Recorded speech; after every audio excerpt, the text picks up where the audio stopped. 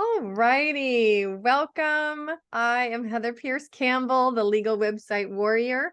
I'm an attorney and legal coach based here in Seattle, Washington, serving online information entrepreneurs throughout the US and the world. Welcome to another episode of Guts, Grit, and Great Business. I am super excited to introduce my new friend, Sunil Bhaskaran. Welcome, Sunil. Oh, it's a pleasure to be here, Heather. Thank you for inviting me. Oh, you're so welcome. Well, when we first connected, I remember thinking, okay, we've got to get Sunil on the podcast. And I know it's taken us a little bit, but I'm so glad that we are finally connecting. For those of you that don't know Sunil is a globally recognized speaker, trainer, educator, and author. He brings 30 plus years of building and implementing successful business plans to entrepreneurs, small business owners, and companies worldwide. His expertise includes leadership, sales, marketing, and global small business. So he has been speaking since 1991 to audiences large and small. He brings the rare personality type of idealist champion. I've got some questions about that. Are you a 1 on the Enneagram? Do you know what the Enneagram is? Frankly, remember what's the one represent? I've done like 500,000 personality tests, and right, hard to really follow. I suspect you probably are based on your outline. Anyways, he brings that personality type of idealist champion to the stage, meaning he can connect with a wide variety of audiences, from the keynote speaker position to conferences, conventions, panels, and brainstorming sessions. Sunil guides business owners through the big picture. He can nimbly think on his feet while showing others how to follow suit. He brings a unique perspective to the stage, leaving behind the technical nitty-gritty. Sunil encourages those who are ready to break through and move past their plateaus. Sunil is also the author of 3 books, speaks to an audience of 200,000 people weekly, and has 2 degrees in both computer science and electrical engineering. He brings a wealth of knowledge and experience to those whom he speaks. I am fascinated by the fact that you're a speaker and, I'm just going to say it, a computer science and electrical engineer brain as well. Those things, in my mind, I often don't think of engineers as speakers, right? Yeah. It'd be quite a strange experience for sure. Yeah. Oh my gosh. Well, I love it. I love it when I get strange people on the podcast. So welcome, Sunil. Well, accept that. Yeah. Thank you. Great to be here. What a wonderful introduction. Yeah. Right. We're going to have a good time. And I am super curious, first of all, about your brain, but particularly the part of you that is really interested in business. Where did that start? Oh, interested in business. Well, it started in 1990 when I started working as an engineer. And I decided, you know what, I need another income, supplement my income, because I just bought a home living in Orange County. And I had just graduated as an electrical engineer and a computer scientist. And so I started doing a coding business. And I started door knocking in all the engineering offices in Irvine to get business. And I got some business, to be fair, but it was hard work, That is hard. Door knocking is hard work. Yeah. Who are you? Get out of here. I don't need whatever you're selling. And a lot of that. And, I don't even know why I did it looking back on it. But then I met my mentor who, took me under his wing after I had to convince him. But, and he taught me how to do business, and he taught me a better way of doing it and getting people in and marketing. And, and then he taught me how to mentor, taught me how to coach, mostly by throwing me into the deep end. I love it. So I learned in the School of Hard Knocks with him, but, he was this really cool guy. He was a Zen Buddhist monk who became a very successful entrepreneur. And so he was brilliant at doing that. And, I was just fascinated. I was just fascinated by everything that I learned. And at that time, I was just enthusiastically soaking up everything I could. Right. And if I had a girlfriend, I think this would have just gone south, but I had no girlfriend. I only had a job. And so it was a blessing you didn't have a girlfriend at the time. I don't think I could have, because I had a thick mustache and a thick frown, and I had no clue. all of which didn't count very well. and, and so anyway, I started doing a business. I became successful, and he started teaching me more and more. He and I started a business together, and we sold it for $3 million or something in Wow. 1996. And I quit my job, and I traveled the world, and I had, my mother gave me money. It was a lot of money all of a sudden. And Yay, and we'll take more money. And this all started with your first income stream needing a second income stream. yeah, yeah. So it's a long story, but I don't want to get too much into it because right. in the weeds. No. But yeah, But yeah, you learned a lot along the way. Well, I know you've got a big mission, and I know we talked about this actually the first time that we connected, but do you want to share what your mission is in your work now? Yeah, the mission is to have 100 million joyful and successful entrepreneurs globally by 2050. And there's certain specific measures to this. It all started when I read a report, I think by the Asian Development Bank, that there were a stark number of unhappy and not successful entrepreneurs in the world. And, I was going, this is crazy. As a business coach, mentor, something should be done. And it was really for the man in the street and the woman in the street that is low on the totem pole in terms of getting favorable marketing, deals, financing. I mean, your list goes on and on. And so I'm determined to turn that around because we have 100 million joyful and successful entrepreneurs. And I include the little guy on a scooter in the side street of India who's selling foodstuffs, as an entrepreneur as well. If we get these guys being successful, and if they each take on hiring or mentoring 100 other people, we've got 10 billion people taken care of, which, can make a profound difference in the world. I've done, it's not my first rally. I've worked in the fields of climate, and I've worked in the fields of poverty, and made, a pretty good impact there, starting from grassroots. So anyway, I took on this vision of 100 million joyful and successful entrepreneurs. I started a few years ago. And it's what wakes me up in the morning. It's what gets me going. It's the context for everything I do. It's why I show up here and call. I love that so much. I feel very similarly called, mostly from the standpoint of helping my clients be successful, because legal is such a part of that. Sure. But what my brain really wants to get to is the joyful part, right? Yeah, right. Joy, is a whole other game. Right. Yeah. It's a whole other game. And it's so, I feel like it's not only so important, but essential for success. Yes. Yeah. Because most people forget about the internal joy. Even myself, I struggle with this. I'm, because so I have this big vision, and I play a pretty good role. My role is pretty, what's the word? Pretty centered in it. Defined. Pretty grounded. Yep. Pretty grounded, and yeah, divine, it's a fair balance between a vision orientation and grounding in reality, right? And my vision is pretty far out there. Some people I'm sure can detect that. But then there's a part of me that's the internal part that looks at the vision not being fulfilled. And then my internal part becomes secondary almost, right? You put that to the side. And it's not, I'm not alone in this. A lot of people do the same thing. And so they forget to nurture the part of them that they wanted to nurture in the first place by becoming an entrepreneur. Yes. It's ironic. Yes. Right? It's a lot of irony in that. And when I find irony, I go, there's an opportunity here to make a big difference and do something cool and creative with the whole thing. So that was the start, of it's one of the starts to making a profound difference in the world of entrepreneurialism. Yeah. Well, I love it. And I know you've got loads of experience. I mean, you're not only as a speaker and a trainer and working with clients directly, but then you've got this global small business school, right? There are many ways that you reach your people, but where do you start from the standpoint of shifting your clients back to joy? Like, what is the first place that you start? Yeah. Well, it usually starts with them looking at what their vision could be.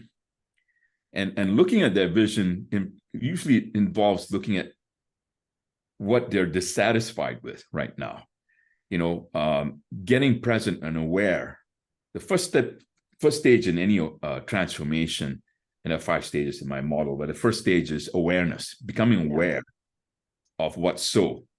A lot of times the awareness is of the irony in your life. I call it irony. Some people call it an inauthenticity, or like a disconnect. Yeah. Like a disconnect. Like, on the one hand, you seem to give this impression that you're very successful, but you're really, like, inside, you're a mess. Right.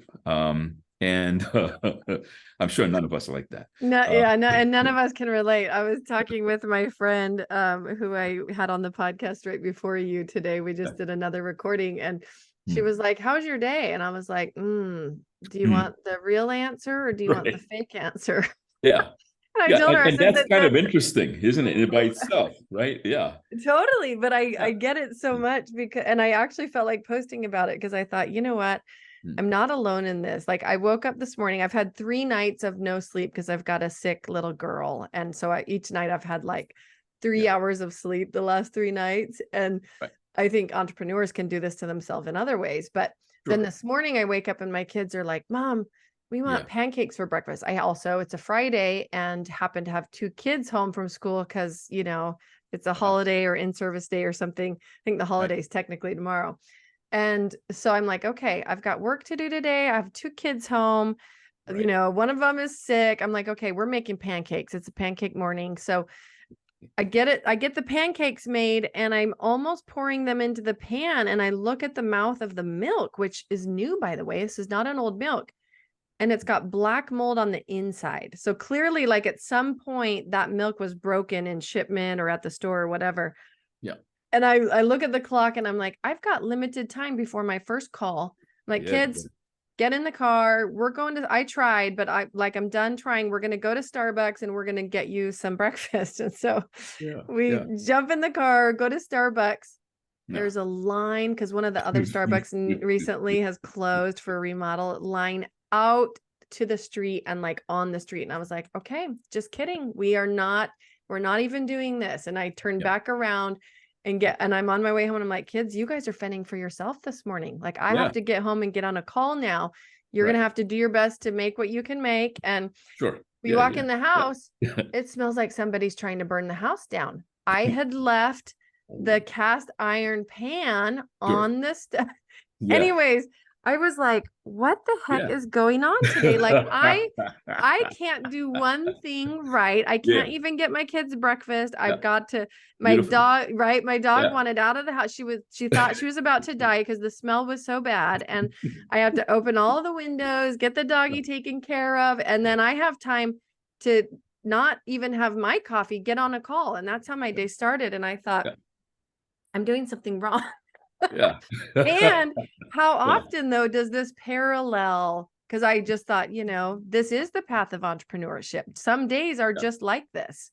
Some days are just like this. And it's kind of like the truth, isn't it? I mean, and and it's so painful because I'm like, I'm regretting every life choice today. I'm doing everything wrong. Love it. I totally love it. Yeah. I mean, this is a sucky day, right? Yeah. And people like to laugh at this, it's like this laughter, this humor about it, right? And, which kind of tells you, like, we spend so much time trying to cover all this up or, try to look good about it. And people are deprived of the beautiful wisdom in what you just shared and the stark reality and honesty of what it's like to be a mom, 2 kids, dog, and all of that, right? And it's such it gives you such an opening into who you are, and we don't do that. Well, and I think we feel so much pressure as entrepreneurs, first of all, as humans, to just get it right, be our best selves always, be a great parent, serve our clients. But as entrepreneurs, for sure, we feel pressure to have it all figured out and to build something successful. And I think so many of us who are entrepreneurs have this internal drive to, especially the folks that I serve, to make a big impact. Yeah. to like really achieve their dreams through their business. And so there's this, Yeah. all this pressure. Can you A speak lot. a little bit to that? Because I'm sure you serve Oh, the same folks. I mean, you should have seen my day earlier today. I mean, I had to deal with a semi-irate customer who, I was watching, despite our politics maybe, but, I was watching Barack Obama. He was talking about forbearance, forbearance meaning bringing patience to the game and bringing Yes. understanding of what this other person's about, right? And then they have this distinction called taking full responsibility for your own stuff, right? And I made a mistake. I mean, I really screwed up with this client, and I battled this last night. I couldn't even sleep much because I was going back. Oh, shoot. Oh, she's such a and I'm and I'm the good guy. I'm the Mahatma Gandhi of business, Right, right. and then it occurred to me like, oh, okay, I should just get in her world, and but also like not do it in a way that compromises my own integrity and my well-being and who I am and all that. And I just started getting in a world and made that choice consciously because it was, I didn't have to do this at the expense of my integrity. It's what I saw. And that made me, guess what? Present and joyful. Ah, I love that. Yeah. And so, and it didn't mean like the whole thing was hunky-dory, but it changed the whole context of the conversation and it disarmed her. Oh, totally. I think when Right. you can approach something that Yeah. could be perceived by anybody as a difficult scenario, and you just allow it to be what it is. But I really like your take in approaching it and doing it in a way that allowed you to hear her and understand her, but not compromise yourself. I think that's the struggle people have that they don't always recognize in that way, is that like has to be either or rather than this conversation where it's both and. Yeah. And if you can do that with yourself, that's the then trick. Yeah. it gets more interesting, you see, because that's when the real awareness starts occurring. It's like stops becoming about bullshit and becomes more like, okay, you got bullshit, but let's talk about the bullshit. So, in the words of one of my mentors, it's like when you start becoming real or authentic about your inauthenticity, when you stop, when you start telling the truth about where you lie. Right? Yeah. It's one thing to lie, but it's another thing to just say, yeah, you know what, I lied my ass off. And I want to come clean about it. And now the other person goes, hey, wait a minute, I was going to make this guy wrong.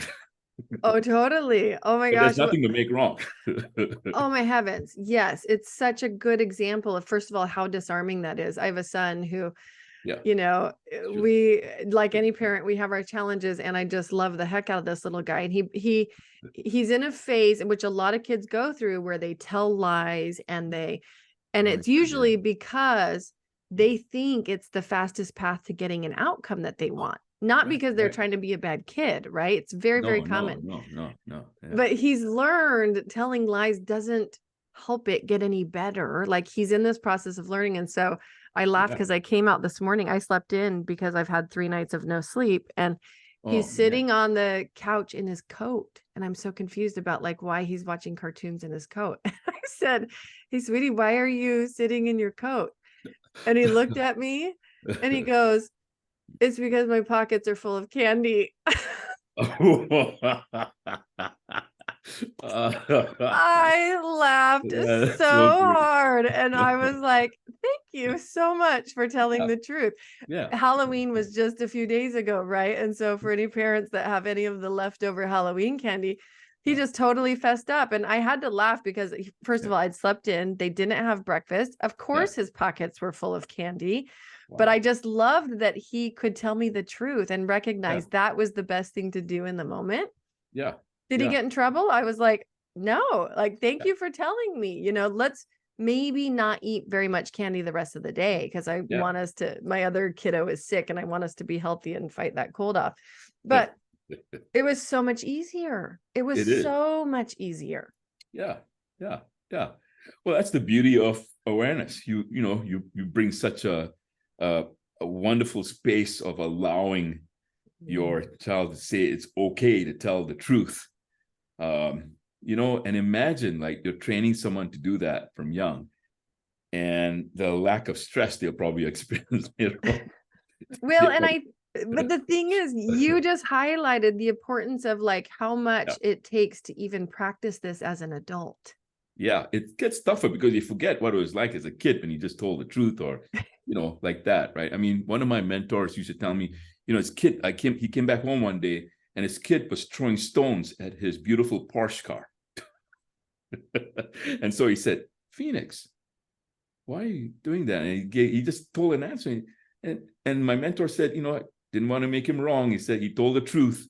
He said, okay, all right, got it. And, he said him right later on. But what a beautiful way to like create awareness for people so that they can tell the truth on themselves. And, when you create awareness at that level, with that amount of truth telling, that's real awareness, I say, and then you can start seeing the impacts of where you're not telling the truth about where you're lying. Oh, totally. Well, and even in the small ways that this shows up in life, though, I'm thinking of the much deeper ways that we tell lies to ourselves about who we are or what we want, or, you know what I mean? Whether we're really on our path. Like it's such a bigger conversation, but we have to be able to begin to do this in small ways so that we can get to the really big ways. Yeah, sometimes it's good to start real small and easy, because the big stuff can be, Gloria Steinem used to say it, she said, the truth will set you free. I hope I can say all these words, but Totally. But it might piss you off. Truth might piss you off. It's good to get through the good piss off, the quick piss off. The wake you up and make you change piss off, right? Make you change, get you to see the impact of it so you can move on. And once you get awareness, then the next step is to normalize it, which is kind of what I went through in a lot of this process to get to my vision. Is you start normalizing whatever is coming up, whatever emotions are coming up. That's just simply as just letting it integrate, sitting with it, doing nothing really, but just, yeah, boy, I did that. Let me just sit with that for a while, And your body is amazing. It'll process it. It'll let it go. It might take a while if you're patient. But when you have that, then the insights start coming. And most of the insights are not ahas, they're mostly does. Yeah, like I knew that. I should have paid more attention. Yeah. No, yeah. And then comes the opportunity to create a new world, new future. Because prior to that, you were living in a lie which kept you in the past pretty much. But now you have an opportunity for a blank slate because you told the truth. And most people go, now what? And that means, well, you got nothing. You got nothing there. You can paint it however you want. How would you want to paint it? And this is where people get a little stymied because they think they can't imagine a future. But well, I was gonna say, I would imagine that, first of all, a lot of entrepreneurs have trouble giving themselves the space to even become aware. Like they get so busy in the grind and doing that even just that sitting in awareness. I mean, I can see why that's hard, but then yes, the possibility of what's next. Yeah. As much as I work with people every day that have big visions and want to do really amazing things through their work, I think really leaning into what possibility looks like can feel like a challenge. Yeah, that's why you need dialogue with other people. Yes. Good friends, even friends that may seem idiotic to you, because those friends will probably bring out the Zen-like empty and meaninglessness of what you're trying to figure, take out the drama, in other words, and leave you with a more fresh perspective. And, having dialogue, but also like, I live in Vallejo, and there's a beautiful waterfront here in Vallejo. I just go hang out there with no purpose at all. Just hang out, stare out into the water. Water does something for me, open expanse of land, and I see possibility somehow comes back. And, stuff like that you feel refreshes or energizes you, you should uncompromisingly go for. Because if you don't, then you're just cheating yourself of the opportunity to create insights and joy and a future that you may not have thought of before. Yeah. So in even that space of possibility, it sounds like if you're talking with people or working with people, I heard you recommend you need dialogue with other people to be able to like fully explore possibility. But then also like time for purposelessness, like time to allow that possibility to show up. Yeah, I call it letting my dog out. My dog is my prefrontal cortex, which kind of needs to go out, sniff things, just let it free think, not have any particular agenda. And it's kind of amazing how, you will just thought, hey, I should go knit, or, I should go hang out with my friend. I haven't seen him in a while. And then you go do that, and it's spontaneous. And that there's a sudden energy and rush to that that's indescribable, isn't it? And, then you start realizing, okay, life is not all bad. Oh, well, and it's so important, like just paying attention to those little nudges, but to be able to see them, like you have to be in this place of watching and listening for them, right? And I think so often we get on autopilot, we do other things that don't even allow us to pay attention to those nudges. Yeah. So I encourage people to come out of that kind of state and write down a vision statement that tends to put things in a more structured future, you could say, but leaves a little bit of flexibility in creativity for it. And usually I tell people to come up with a list of 20 or 30 words that are phrases that call to you in that moment when you're feeling it. And then cull it down to maybe 10 or 15, and then come up with a 2-sentence mission statement maximum that you can remember and memorize. Because you don't want it to be another corporate statement you keep on the wall that you forget about. It's a waste of time. But I tend to come up with 1-sentence missions, and then start putting systems and accountability into it. It gets very serious. And then I get serious about my joy, you see, because you got to get serious, not dramatic. My mentor used to tell me, you can get significant, you can get serious about your stuff, but don't get significant where you add drama where the drama doesn't do anything for you. So that's the difference. And seriousness means, you get focused and you make choices about whether you're serious about this mission or not. And then it starts growing on you. And then it starts taking over your being, words of Martin Heidegger and all those guys who studied ontology or came up in ontology. It takes over your being. It now calls you. It becomes a clearing for you to show up in a different way. It's like when you come across a forest clearing and all of a sudden you breathe more deeply, and it's a new world, right? I used to be in this thick wooded forest. Now there's a clearing. Oh my God, and the sun's shining. Okay, it's a totally different mood or approach to life you have. So it's a clearing for something else to occur. Then you pay attention to those clearings and you start seeing, oh, there's a community showing up that's very dedicated to this. Can I get this community on my side to support me in this vision? And something that seems almost impossible starts becoming more and more possible. And then, like in my case, before you know it, you have 200,000 people on hundreds of meetup groups who are dedicated to the same vision. They don't know about my vision statement necessarily, but they're dedicated because they joined it, the group. So it's not that hard to do, to bring out your joy. And that's just one way. I mean, there's so many other ways to do this. Well, I love that. Where do you find, in your work with folks, where do you find people getting stuck along the way? Do they? And where, how do you help them through it? Well, a big thing for a lot of people these days, I call it the guy and the gal on Main Street, is to find affordable ways of getting your, affordable ways of getting an audience. It could be for your webinar or for an in-person event.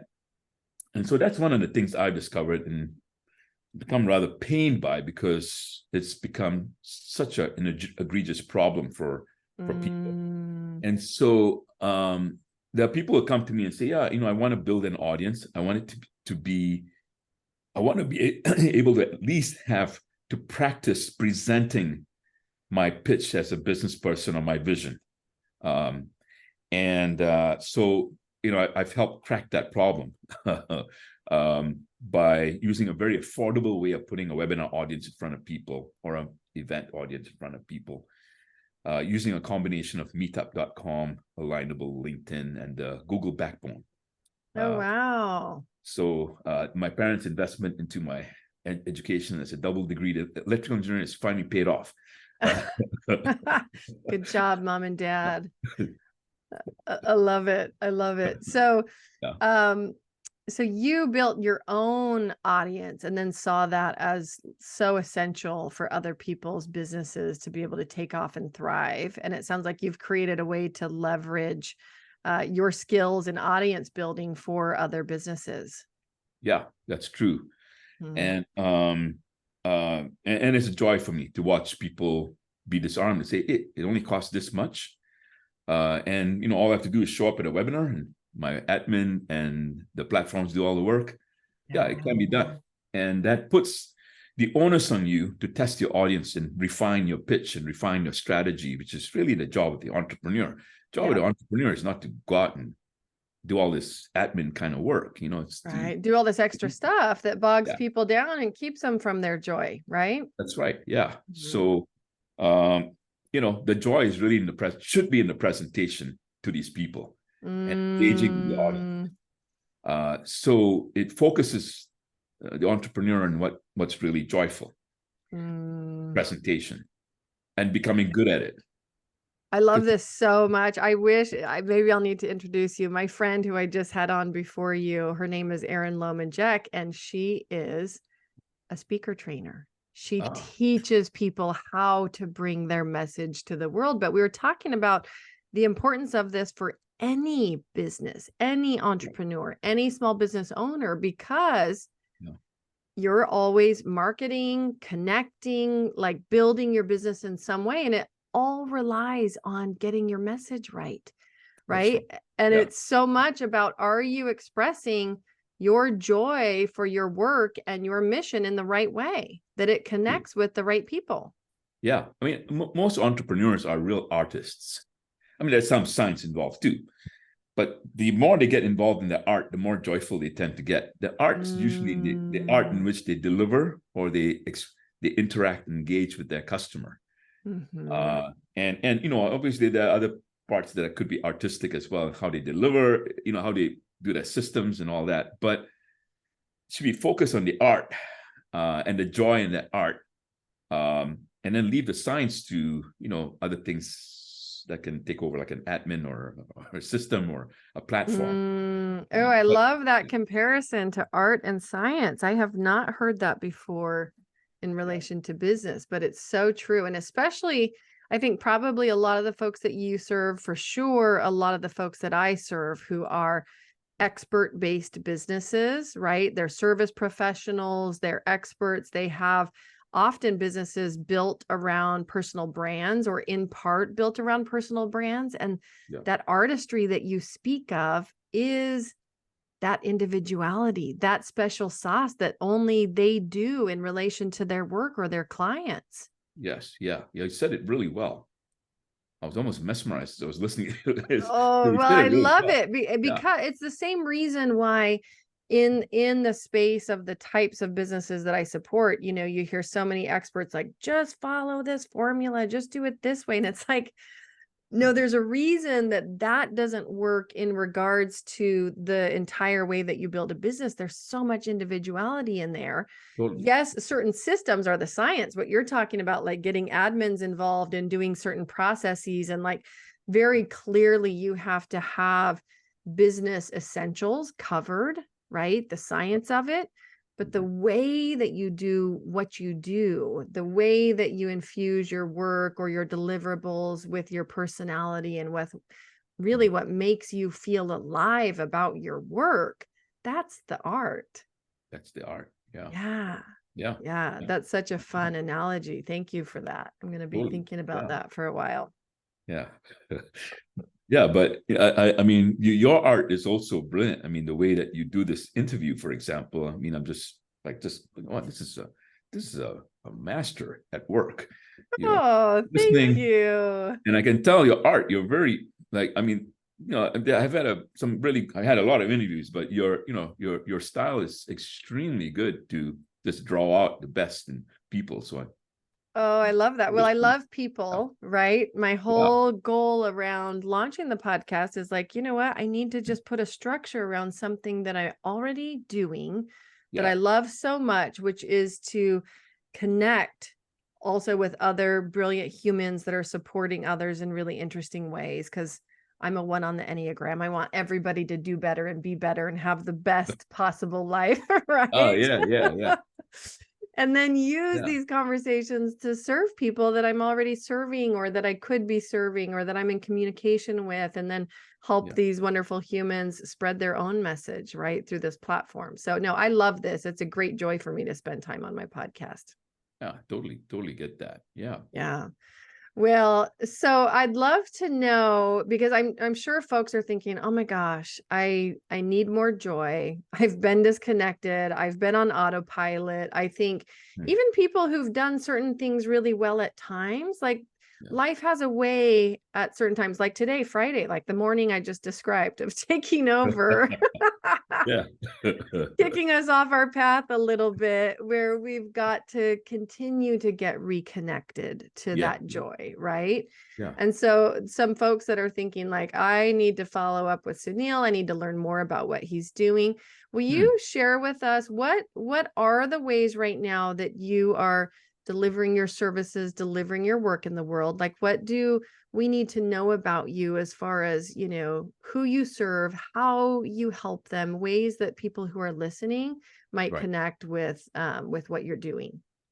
Well, I mean, the easiest way would be to get to my website, which is my main website, which is Mhm. sunilbhaskaran.com, and just arrange to connect with me. You can also connect with me through meetupchat.com, Oh, I meetupchat. love it. And it asks a couple of questions. If you're more interested in the transformational side, just ignore those marketing questions and just fill it in, because I'll hang with you. And if you're interested in how to have joy in your calendar, I said initially we weren't going to promote this, Yeah. but I think about it, probably makes damn sense. And that is my program called the joyfulcalendar.com. And you can get joyfulcalendar.com, but joyfulcalendar.com. And you get a free report on how you can create a joyful calendar, a schedule, and a project management system that creates joy. My God, can you actually believe that? I know people are like, what? My mind is blown. I do not equate calendaring and joy. Two completely disparate atoms. It takes a crazy engineer with some joy in his heart. There you go. See, this is where you fit. I knew something really interesting would come out. Totally. And it's totally contrarian how obviously a lot of things that are good are contrarian to how people normally think it should be done. Yes. But joy is usually a function of doing less. And that sounds kind of, a lot of people say that. But I approach it from a brain science point of view, which is most of your scheduling is done here in the prefrontal cortex, and the prefrontal cortex is highly inefficient. So if you You don't need to tell me about yeah. that. Some people equate the prefrontal to Goldilocks. It just has to be treated just right. And so the joyful calendar is how to treat your brain just right so that you get stuff done and you can have time for everything else in your life. So it creates a flexible calendar rather than what I call a North Korea calendar, which most people have, which is very authoritarian. And Here's what you're gonna do. Yep. you got to do Yep. it by this time or else you're a schmuck, right? And Yep. good luck in having joy in that. So I create a flexible calendar rather than a rigid or a chaotic calendar. I So love that's one that. way. You can get a free report there, joyfulcalendar.com, and enjoy the report. And if you are so interested in learning more or finding out how I can help you deeper, just reach out to me for that. I love that. So, and I Yeah. know obviously you've got groups, you have a community that you run, you've got your online small business, your global small business school. Do you want to tell us a little bit about that? Yeah, the Global Small Business School .com was started to create affordable programs for people to learn how to network, how to start businesses, how to get going.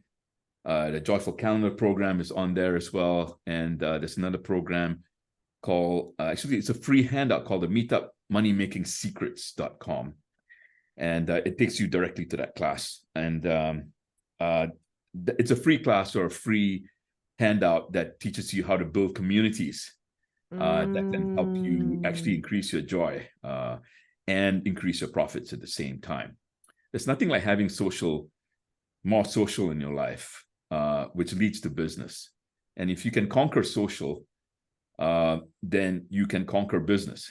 I love that. And like even that word conquer, because I think so many people, well, I will speak to my own experience, right? I love people and I love the real connecting and the in-life stuff, the Zoom stuff I love as well. But Yeah, social can feel like a conundrum, right? It can feel like a waste of sure. time or it Yeah, like hard to overcome. yeah. And at the same time, I think there's big questions for a lot of people around like how do I or would I build community, right? And do it in the right way where people are engaged or they want to hear from you or open your stuff. And I think that's a real challenge for a lot of folks. It is, yeah, because Mhm. social and your personal tend to be put as a second and third priority. Um, Yes. and which is kind of strange if you think about biology is run on social and Yes. intellectual caretaking. So, it's worth exploring the opposite, the contrarian, which is maybe social should lead my business.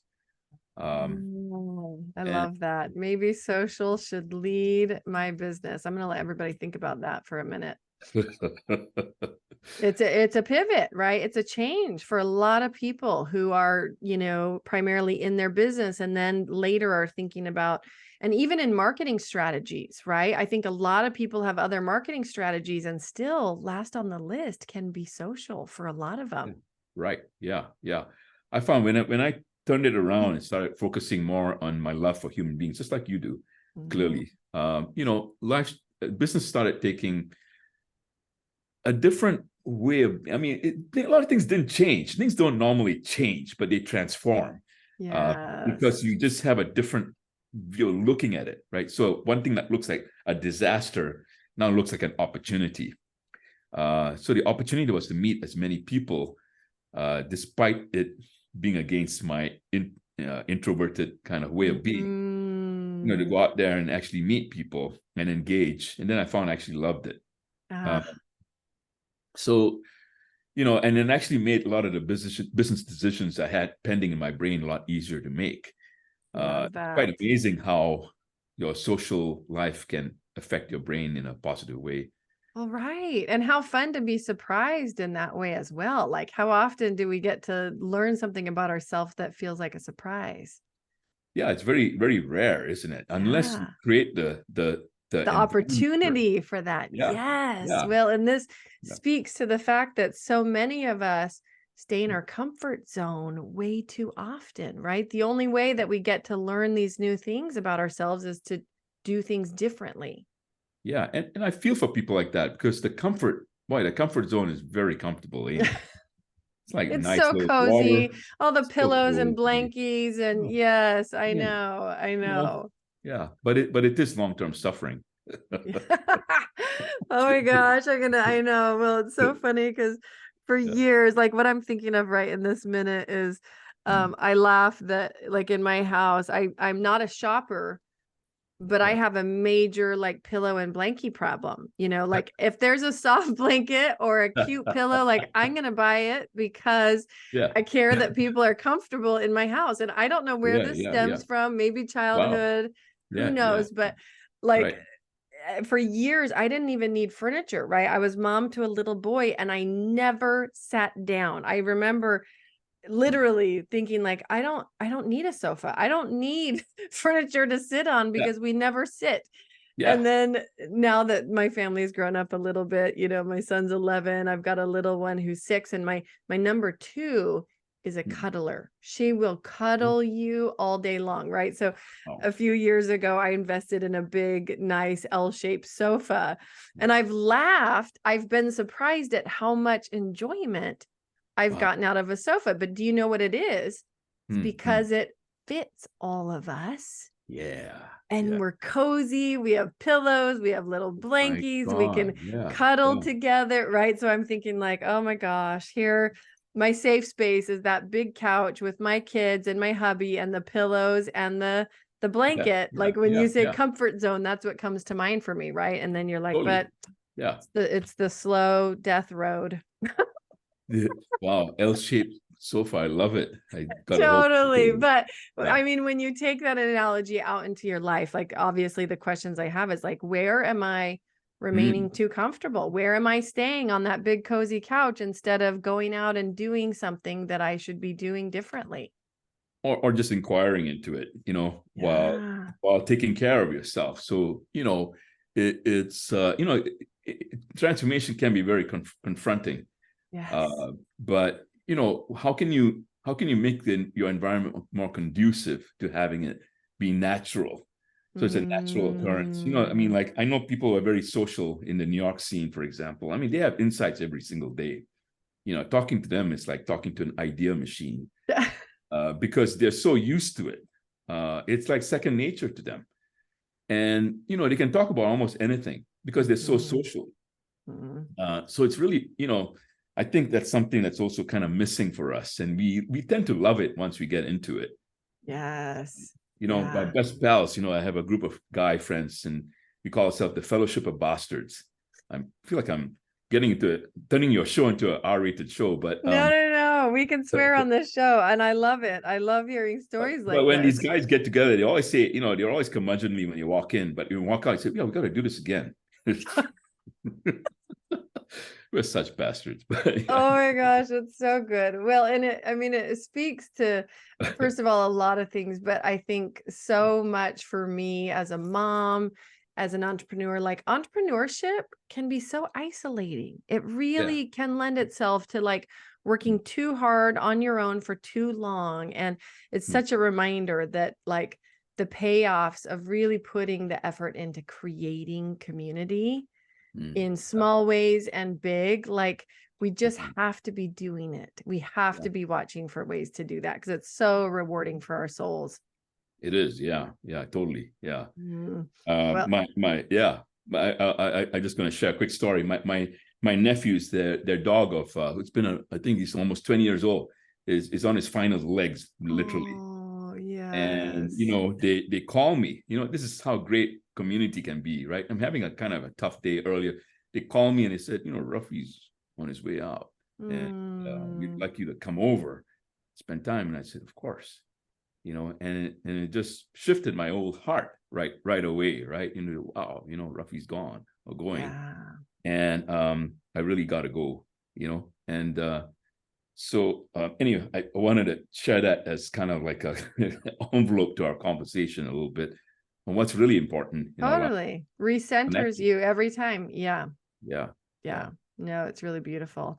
Well, Sunil, I feel like we could keep talking forever. I love it. This is how I'm ending my Friday. So happy Friday to me. But I'm so grateful that you came and shared. I know this is just a small part of you, your journey, your work, but I can see how much you care about it. I can feel how meaningful it is to you and to your community and the people that you serve. So I'm super excited that there are some more folks now who get to learn about you in the world and go check you out and learn more about your work. And so folks, if you're listening and you want to pop over, we're going to share Sunil's main website. We're also going to share his joyful calendar gift, which I love. I'm going to go check that out myself. And in part because I just love the word joy so much. If it has joy in it, I need to go look at it and see what it's about. So I invite you to do the same. Sunil, are you in any social media places? Do you want me to be sharing social media links? Yeah. I mean, I've got my LinkedIn profile and which I can give to you. And I got an Instagram and a Twitter, I think, that Oh, I've been fun. using that thing for quite a No while. worries. And I'm actually fine if people are like, no, the best way is through the website or through a meetup or whatever. That's fine as well. But we'll share any socials that you want us to share. Okay. Folks, if you're listening, go follow and support Sunil's work. I just really love your mission of 100 million joyful and successful entrepreneurs in the world. Fully support it. What final, I mean, we've already benefited so much from what you've shared here today, but any final either words of wisdom, action step, anything that you want to leave our listeners with? I would say, don't be afraid to be brave. I know it sounds weird, but don't be afraid to be brave. And don't be afraid to be brave enough to create a vision statement. And don't be afraid to actually put some concrete to it, because that's what moves the world and makes a huge difference. And those of you who are on the teetering edge of wanting to make a big difference with your community or your family or the world, I'd say be bold and go for it. I love that so much. Don't be afraid to be brave. That's a total goosebump moment. So folks, go connect with Sunil. If you need help being more brave, you need somebody like Sunil in your life to keep you really focused on your mission and doing the right things in support of that. Sunil, I appreciate you. I'm so grateful that we are connected, and I'm so grateful that I get to share this. I'm so lucky. Thank you very much. Yes. Thank you.